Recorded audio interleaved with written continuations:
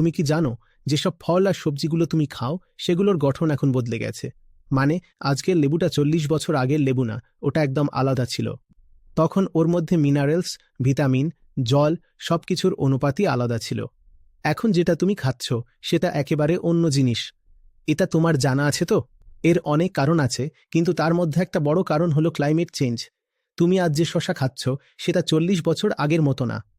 আজকের আলু বা লাউ ওগুলো আর আগের মতো নেই। প্রতিটা জিনিসই একটা নির্দিষ্ট আবহাওয়ার জন্য তৈরি হয়। গ্রেটার নয়ডায় কেউ আপেলের গাছ কেন লাগায় না? কারণ আপেল শুধু একটা নির্দিষ্ট ঠান্ডা আবহাওয়াতেই হয়। অথচ এখন যেখানে আপেল হতো সেখানেও ঠিকঠাক ঠান্ডা পড়ছে না। তোমরা শহরের লোকজন, তাই বহু বছর ধরে ফসল কিভাবে হয় সেটা চোখে দেখনি বোধ হয়। তাপমাত্রার ধরন বদলে গেছে, বৃষ্টির প্যাটার্ন বদলে গেছে। এই অবস্থায় ফসল হবে কি করে?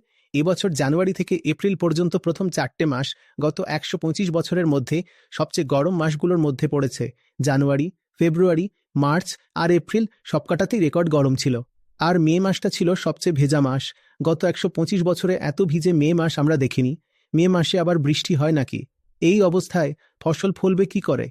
আর যদি ফসলই না ফলে তাহলে খাবার পাবে কোথা থেকে?